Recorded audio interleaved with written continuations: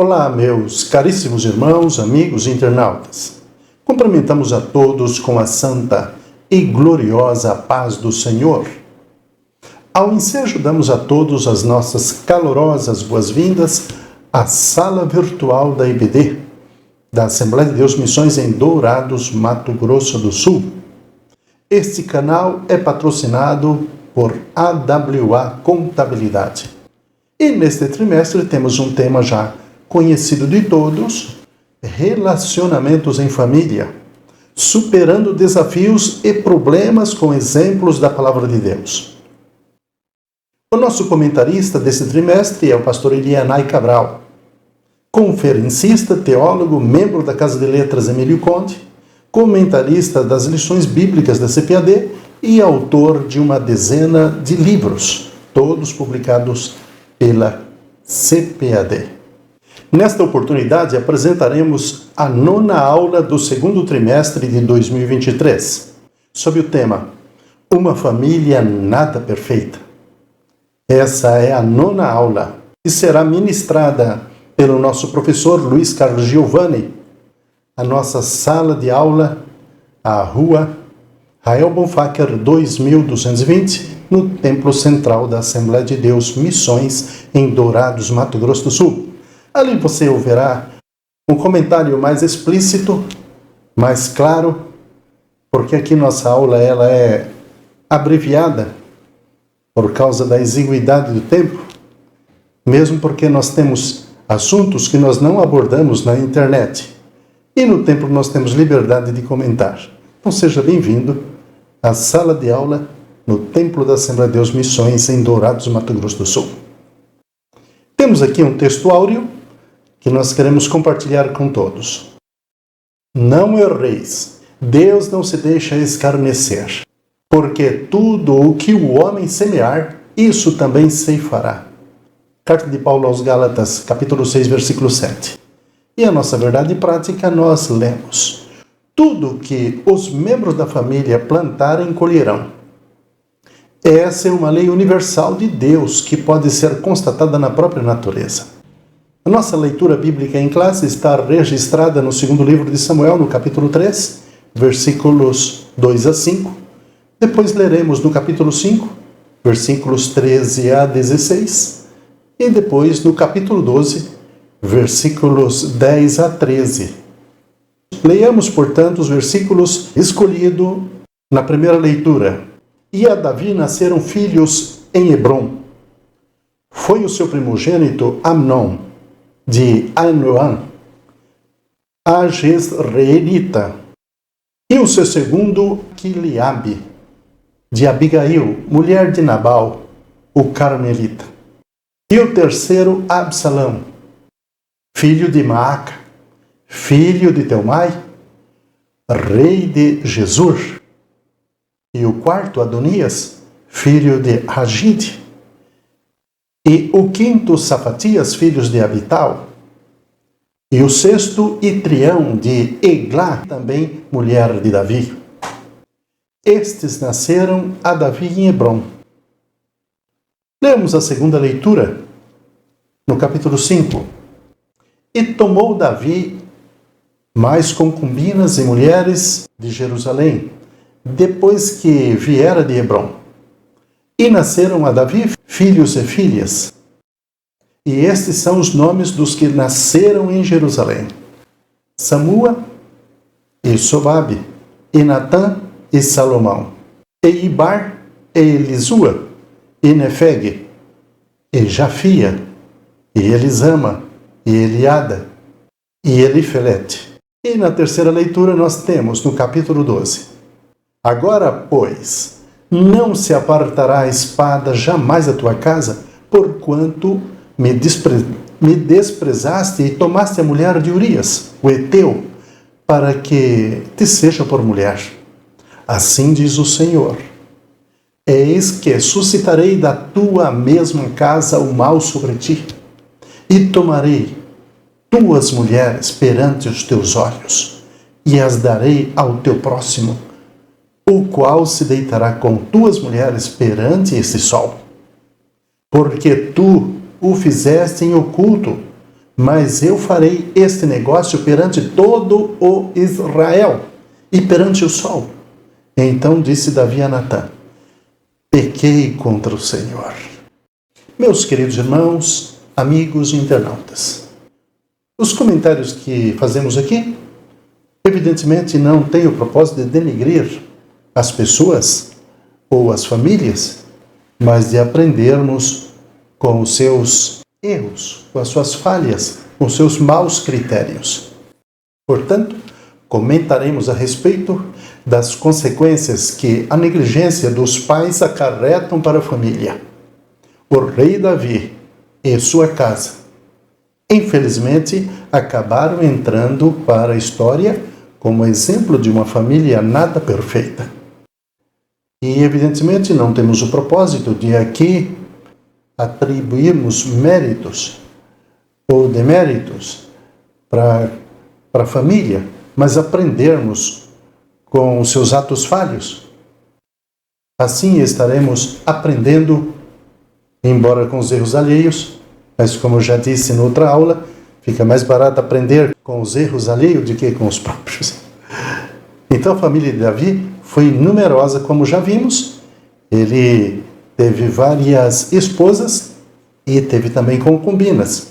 Mas nós estamos aqui para analisar os aspectos de numerosas esposas e tão pouco de concubinas, mas daquilo que Deus quer nos trazer de instrução para a nossa aprendizagem, para nós não entrarmos pelos mesmos caminhos, porque muitas vezes as pessoas são segundo o coração de Deus, mas têm os seus desvios.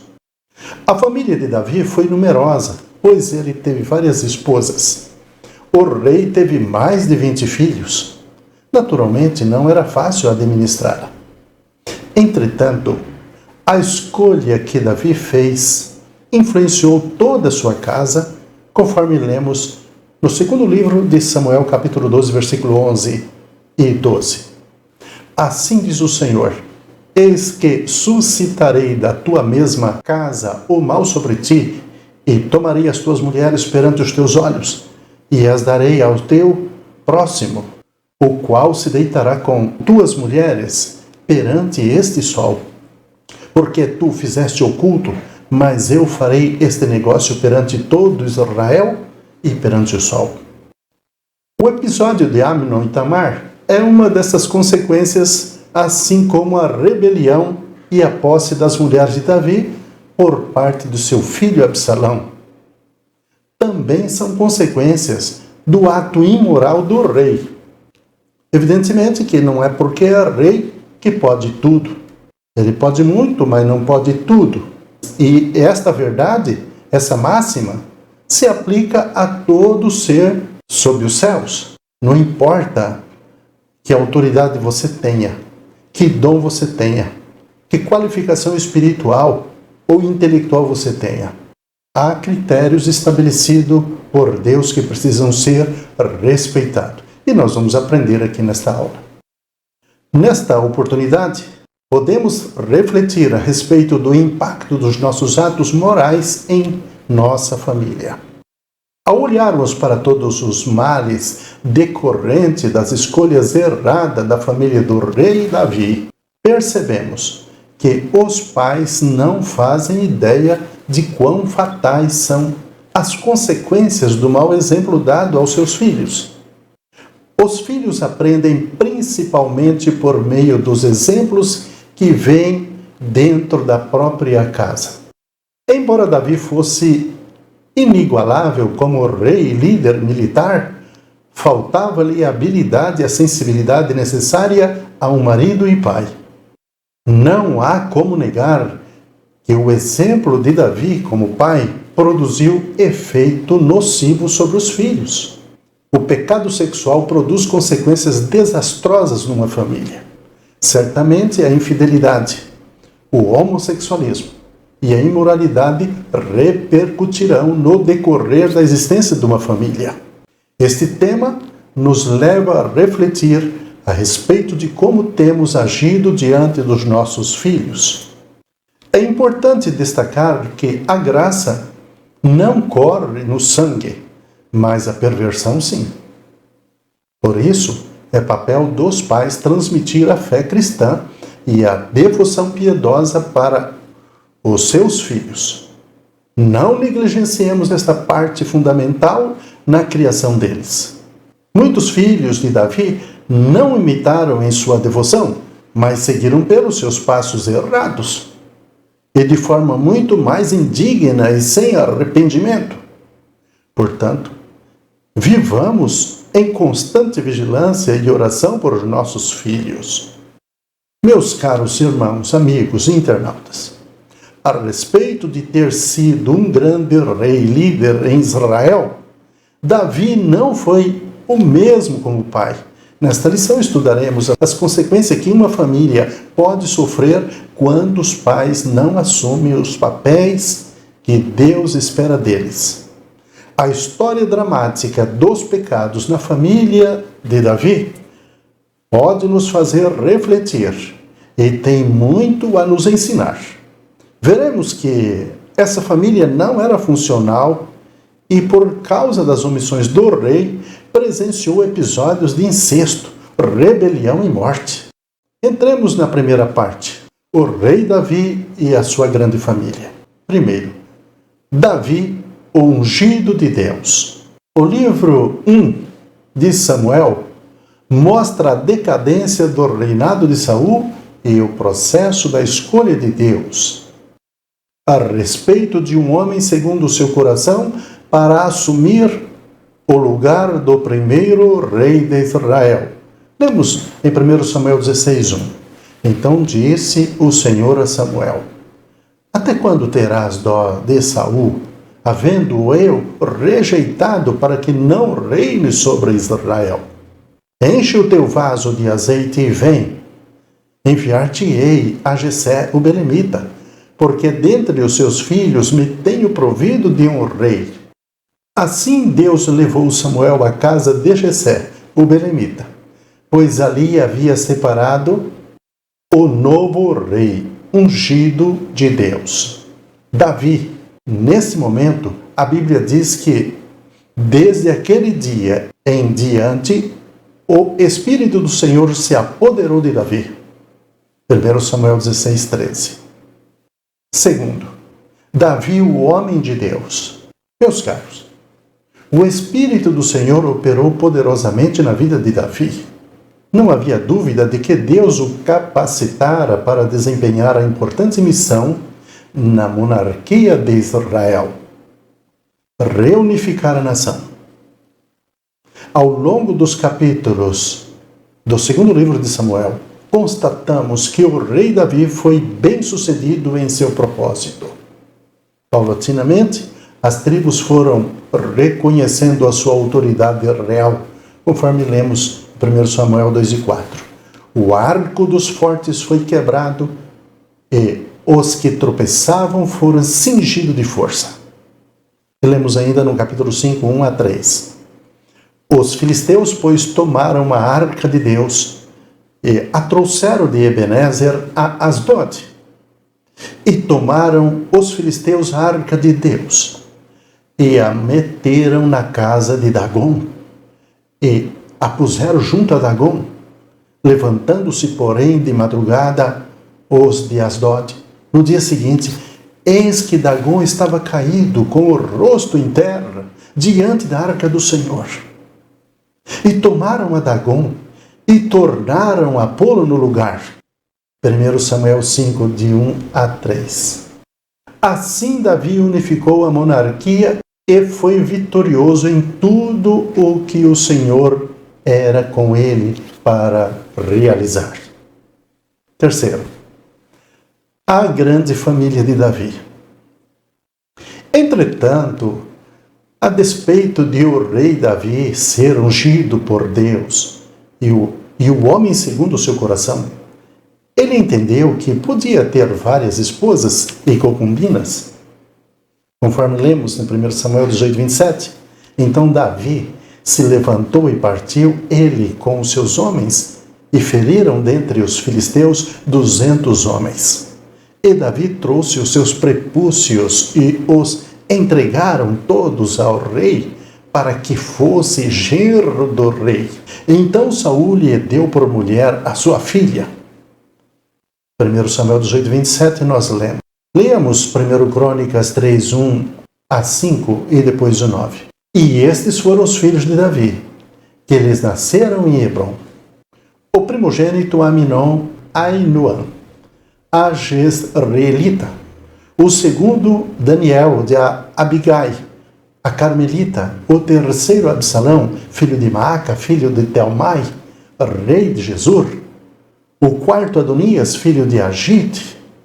O quinto, Safatias, de Abigail. O sexto, Itrião, de Eglá, sua mulher. 6 lhe nasceram em Hebrom, porque ali reinou 33 anos, reinou em Jerusalém. E estes lhe nasceram em Jerusalém: Semeia, e Sobabe, e Natã, e Salomão.